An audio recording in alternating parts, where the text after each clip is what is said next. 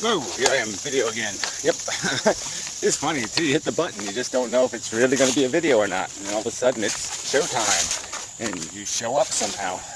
But anyway, and talk, and things start happening in your brain. And start saying, oh, what am I going to say, what am I going to say, what am I going to say? Anyway, yeah, so I guess first things first, the needfull channel. Thank you for the support and such. And, you know, Pink Moon made a really nice video, and Jay, sounder guy, and, you know, does humble you a bit, well, me.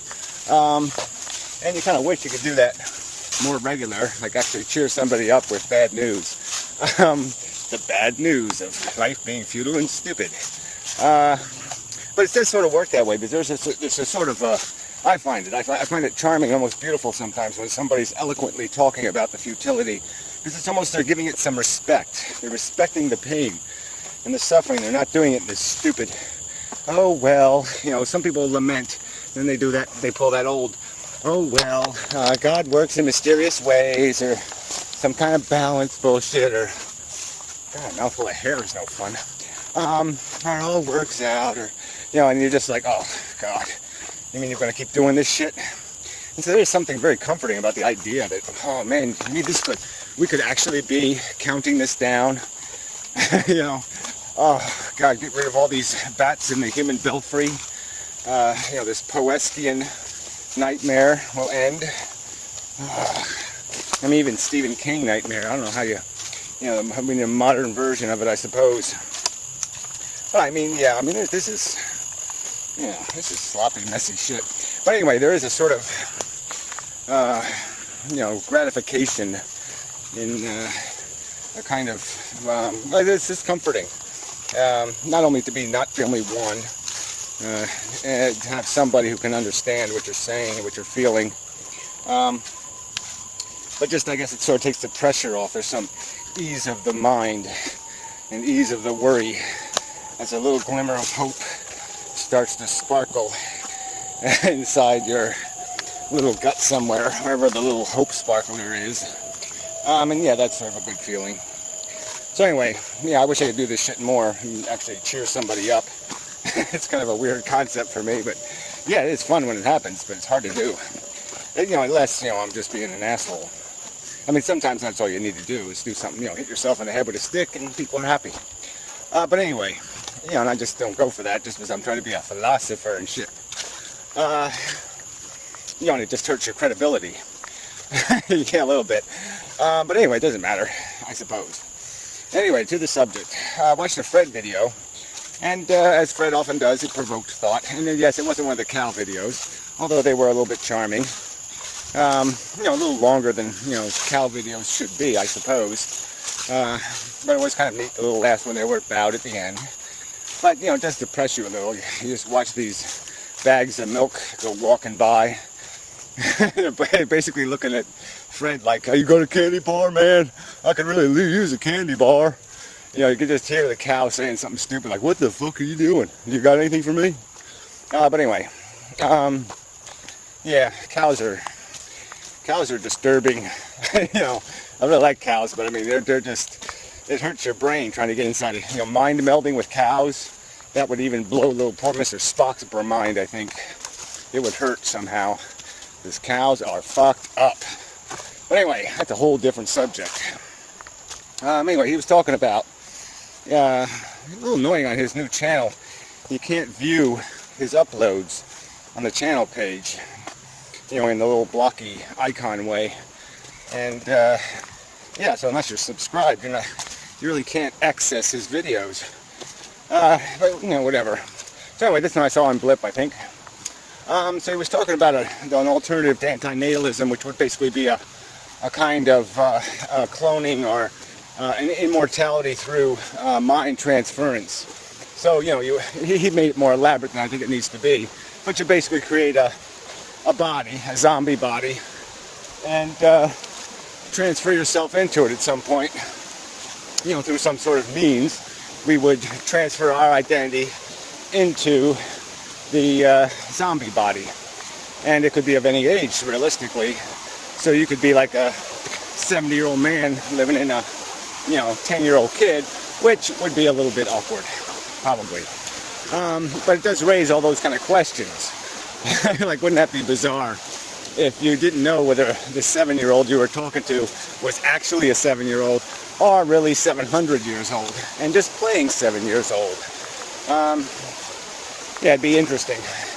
It's hard to say, like, where I was more comfortable in my life with my body. I mean, it was kind of neat being a kid, just because I was kind of small, and so everything was really very coordinated and kind of easy, just because there was none of this high center of gravity thing. So that was kind of neat. It's just lots of advantages. It's nice to have that nice healthiness of youth. So, I mean, how far back would I go? What would be my preference? And if you could do it really easy, let's say the transference thing was really easy to do. It only took 30 minutes or something. Then you could just play every day. You could just put on a different body. Have a whole row of them, in the closet, and just put on your new body for the day. The person you want to be that day. Be kind of interesting. But yeah, of course you'd be playing with your consciousness then, so who cares? It'd be your risk, all the rest of it. So we wouldn't have the imposition problem anymore. You'd still have the nature problem, because we still got to unravel their victimhood. And that's a whole subject in itself. Our obligation to the retarded, to the incapable of the incompetent, however you want to describe it. Those who need some wiser authority to act in their behalf. So it doesn't do much for that part of the equation. The 99.99% of sentient life that's living in, hell. So it doesn't fix that part of the antinatalism problem. But anyway, it does raise some. It does tend towards the virtual reality argument.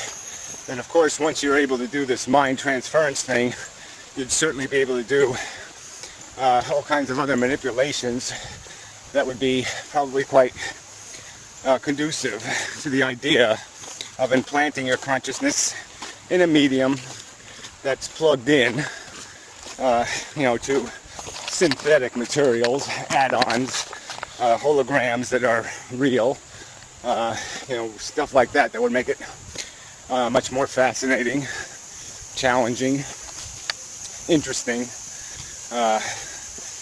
Definitely do the video game kind of atmosphere where you full immersion.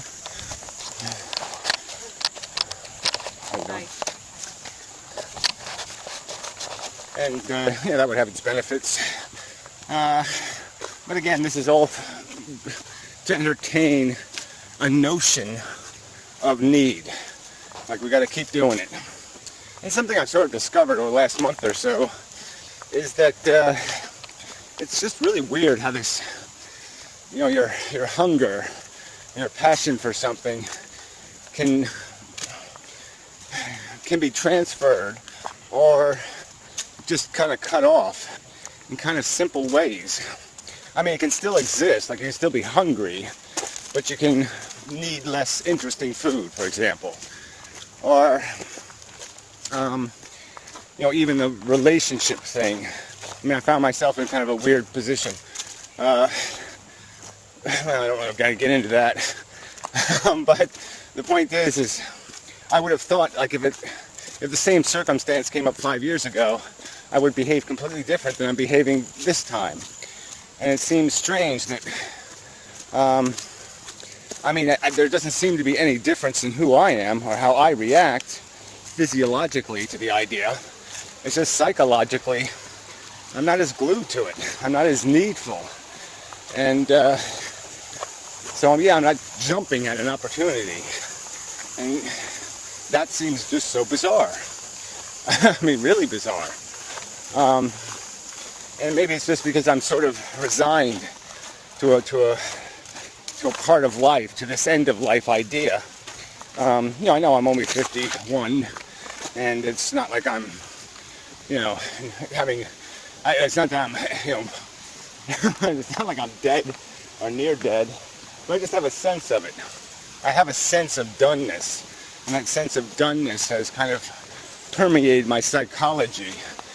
And, in some good ways and in some bad ways. Some ways it's made me more relaxed. In other ways, it's troubling because, you just seem a little too preoccupied with stepping out instead of committing to a future.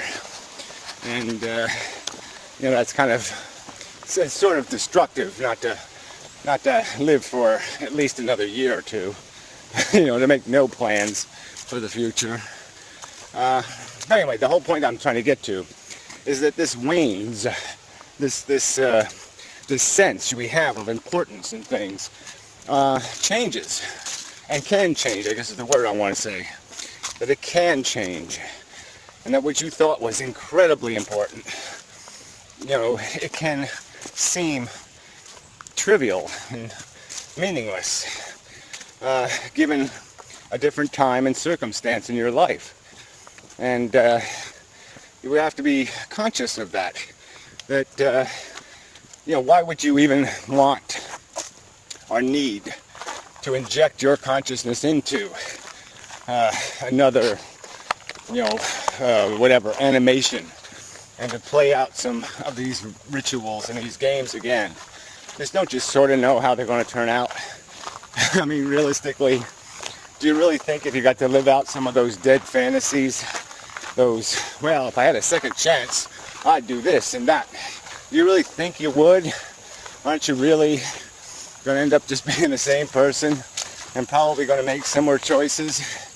And again, it's one of those things where that,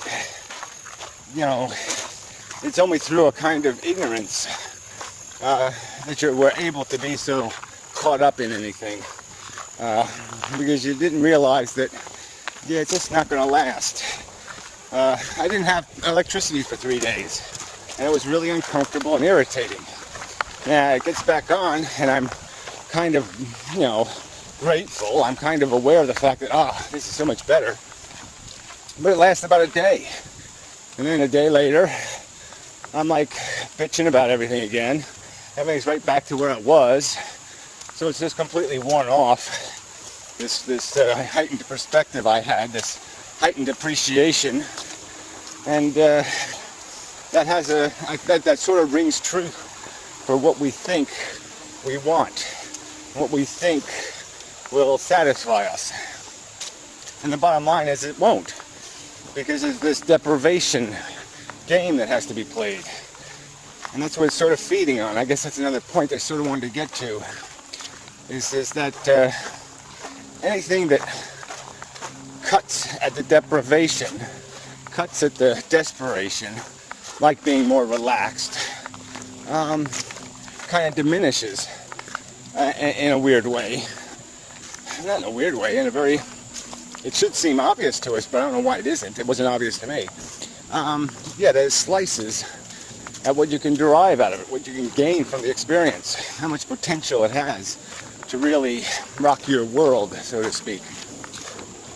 And aren't you really just sentencing yourself to, you still have to maintain some sort of negative state. And I would just think that the more, like say if you could live forever and just keep jumping into different bodies, unfortunately I just think you'd become too smart for it. You just couldn't behave like a 13-year-old again, or a 15-year-old. You just couldn't get caught in the same traps of desire and need that was exaggerated because you thought it was going to solve more than one problem. Or that you thought it was going to solve the whole life problem, when it's only going to fix one little part. And that we all have a list of our brain just keeps putting new things on the list of irritation or imperfections. It's like noticing them in yourself. If I had the power to fix my imperfections, I would just keep fixing. I mean, there'd be almost no end to it. Because as soon as I fix one thing, I'll notice something else, and then something else, and then something else. And I'll just keep modifying. It's kind of like that with painting a bit. You never feel like it's done. so hard to let it go and say, well, that's it, it's finished. Because there's always something that bothers you. There's always something that's just, man, that ain't quite right. You know, and so you could pick at it for an eternity, it seems. At least it feels that way. So anyway, almost a coherent video, I think. So, oh yeah, the other thing, I will post a list of the antinatalist types below. And if you're missing from the list, then, you know, wave your hand, say missing, and I'll add you to the list. And if you're on the list and you don't want to be on the list, then let me know that too. And yeah, sorry for any slights. I don't know how I'm going to order the names yet. Everybody really should be based on how much work people are doing on the subject, but that gets hard to define. You know, some people write books, you can't do more work than that, right? But anyway, I'll work on that. And if somebody else wants to work on the list, I'd appreciate it. And if they know any other resources, blogs, whatever, you know, PM me with that or whatever. Or try to post it, you know, eliminating the .coms and stuff. But anyway, see how it goes. So, until next time and such.